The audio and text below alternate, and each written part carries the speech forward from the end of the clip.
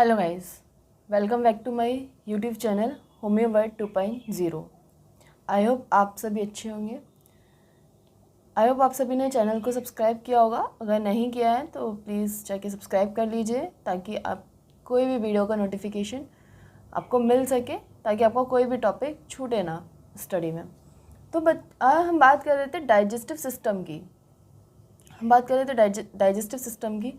तो हमने उसके एलिमेंट्री कैनाल के सभी ऑर्गन्स को कंप्लीट कर लिया था। जिसने वो वीडियो नहीं देखी है तो आप जाके देख सकते हैं, मेरे चैनल पे सारी वीडियोस डली हुई हैं। अब हम बात करने वाले हैं एसोसिएटेड डाइजेस्टिव ग्लैंड्स की। किसकी? Associated digestive gland. हमारे डाइजेस्टिव सिस्टम से जो ग्लैंड एसोसिएटेड होती हैं, जो हमारे डाइजेशन में हेल्प कराती हैं, उन ग्लैंड्स के बारे में हम बात करने वाले हैं। तो सबसे पहले ग्लैंड हम देखते हैं लिवर। सेलेवरी ग्लैंड्स भी होती हैं, उनको हम बाद में नेक्स्ट वीडियो में डिस्कस करेंगे। इस वीडियो में हम लिवर को डिस्कस करने वाले हैं। तो बात करते हैं हम लिवर की। तो लिवर क्या है? Liver is the largest gland of the body. सबसे बड़ी ग्लैंड है ये बॉडी की। It has 2 lobes. इसके 2 लोब्स होते हैं, राइट लोब और लेफ्ट लोब। लिवर जो है वो हमारे 2 लोब्स में डिवाइड होता है, राइट लोब में और लेफ्ट लोब में। इसके जो लोब्स होते हैं वो बहुत सारे हेपेटिक लोव्यूल्स से बने होते हैं। बहुत सारी किसे हेपेटिक लोव्यूल से बने होते हैं, जो large number of hepatic shells को कंटेन करते हैं। किसको? Large number of hepatic shells को कंटेन करते हैं। तो हमारे जो लोब्स होते हैं वो बहुत सारे हेपेटिक लोव्यूल से बने होते हैं और उनके पास बहुत सारे large number of hepatic shells होती हैं। ये जो लोव्यूल हैं वो सराउंडेड होते हैं कनेक्टिव टिश्यू सीट से, जिसे हम ग्लेशंस कैप्सूल कहते हैं। ये जो हमारे हेपेटिक लोव्यूल्स कुछ इस तरीके का हेक्सागोनल स्ट्रक्चर होता है, इस तरीके के हमारे हेपेटिक लोव्यूल्स होते हैं। ठीक है, ये बहुत सारे हेपेटिक लोव्यूल्स मिलके क्या बनाते हैं? लोब बनाते हैं। ठीक है, ये इन लोव्यूल्स के पास क्या होती है? हेपेटिक शेल्स होती हैं। कुछ क्या होती हैं? हेपेटिक शेल्स होती हैं। इन लोव्यूल्स के पास क्या होती है? हेपेटिक शेल्स होती है। और ये जो लोव्यूल होते हैं वो एक कनेक्टिव शीट से कवर होते हैं। क्या होती है? इनके ऊपर एक कनेक्टिव शीट की कवरिंग होती है।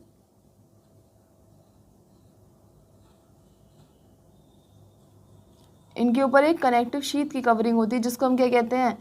ग्लेशंस कैप्सूल कहते हैं। क्या कहते हैं? ग्लेशंस कैप्सूल, जिसको हम क्या कहते हैं? ग्लेशंस कैप्सूल कहते हैं। ठीक है। Hepatic cells form the bile which stored in gall bladder. Hepatic cells जो होते हैं वो वाइल का सिंथेसिस करते हैं, कह सकते हैं वाइल का फॉर्मेशन करते हैं, वाइल की सिंथेसिस करते हैं। वो वाइल जाके कहाँ स्टोर हो जाता है? गॉल ब्लैडर में स्टोर हो जाता है। वाइल कहाँ जाके स्टोर हो जाता है? गॉल ब्लैडर में।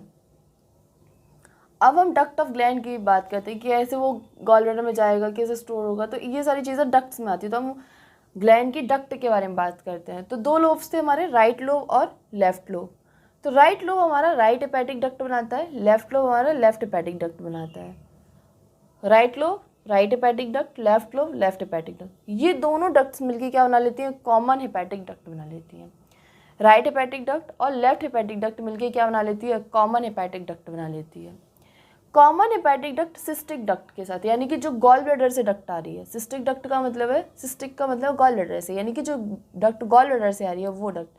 कॉमन हेपेटिक डक्ट और सिस्टिक डक्ट मिलकर क्या बना लेती है? कॉमन वाइल डक्ट बना लेती है। क्या बना लेती है? कॉमन वाइल डक्ट बना लेती है। Common while duct plus pancreatic duct. Pancreatic duct हमारी पैनक्रियाज से आएगी।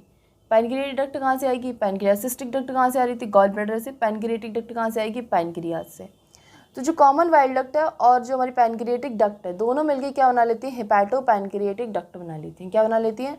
Hepato pancreatic duct. ये हेपेटो पैनक्रिएटिक डक्ट ओपन होती है ड्यूडेनम में। किस में ओपन होती है? ड्यूडेनम में। ये जो हेपेटो पैनक्रिएटिक डक्ट है ये ओपन होती है ड्यूडेनम में, और इसकी जो ओपनिंग है वो गार्डेड होती है स्पिंक्टर ऑफ ऑडई से। इसकी ड्यूडेनम की ओपनिंग पे एक स्पिंक्टर लगा होता है, जिसको हम स्पिंक्टर ऑफ ऑडई कहते हैं। जिसको हम क्या कहते हैं? Sphincter of Oddi. तो वो स्फिंक्टर इस वाइल के रेगुलेशन को मेंटेन करता है। आई होप आपको यहाँ तक समझ में आया होगा। किसी को किसी भी तरीके का डाउट या क्वेरी है तो हम मुझसे कमेंट सेक्शन में पूछ सकते हैं। अब हम इसके नेक्स्ट वाइल क्या कंपोज करता है, यानी कि वाइल के पास क्या क्या होता है और जो है फंक्शन क्या है हमारे वाइल के, इन सब के बारे में हम डिस्कस करने वाले हैं। ठीक है।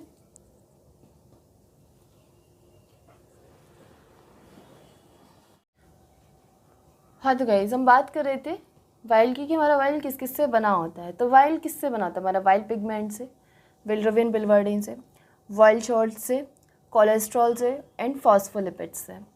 वाइल पिगमेंट से bilirubin बिलिवर्डिन, while salts, cholesterol, phospholipid. लेकिन हमारे वाइल के पास कोई भी एंजाइम नहीं होते हैं। फंक्शन ऑफ वाइल की बात करें तो इमल्सीफाई द फैट, ये फैट को इमल्सीफाई करने का काम करता है, यानी कि फैट को छोटे छोटे ड्रॉपलेट्स में तोड़ देगा, जिसको हम मिसेल्स कहते हैं। क्या करता है वाइल जो होता है फैट को वो छोटे छोटे ड्रॉपलेट्स में तोड़ देता है, उन ड्रॉपलेट्स को हम मिसेल कहते हैं।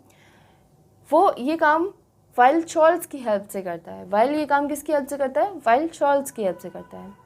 टू एक्टिवेट द लाइपेज, ये लाइपेज को एक्टिवेट करने का काम करता है। Necessary for the absorption of fat soluble vitamin, ये फैट सॉल्युबल विटामिन के एब्जॉर्प्शन के लिए नेसेसरी होता है, ज़रूरी होता है। Liver synthesise the urea, prothrombin, fibrinogen and angiotensinogen. Liver synthesise करेगा यूरिया को, प्रोथ्रोम्बिन को, फाइब्रिनोजन को, एंजियोटेंसिनोजन को। Other function of liver include synthesis, interconversion and storage of glycogen. ये क्या करेगा? ये सिंथेसिस करेगा, इंटर कन्वर्जन करेगा या फिर स्टोरेज करेगा किसका? ग्लाइकोजन का और बहुत सारे न्यूट्रिएंट्स का, जैसे vitamin A, D, E, K and vitamin B12 as well as किसका? आयरन का एंड कॉपर का।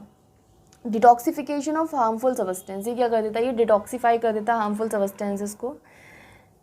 हमारी बॉडी में जो भी हार्मफुल सब्सटेंस होते हैं उसको डिटॉक्सीफाई करना लिवर का मेन काम होता है। ये लिवर का काम है कि वो उन हार्मफुल सब्सटेंस को क्या करे? डिटॉक्सीफाई करे। Kupffer cells are specialised hepatic macrophages. Kupffer जो हमारा लिवर होता है उसके पास कुफर शेल्स होती हैं। हमारा जो लिवर होता है उसके पास कुफर शेल्स होती है। वो कुफर शेल्स जो होती हैं वो स्पेशलाइज्ड हेपेटिक मैक्रोफेजेस होते हैं। वो क्या होते हैं? स्पेशलाइज्ड हेपेटिक मैक्रोफेजेस जो एक एज अ फैगोसाइट्स की तरह काम करते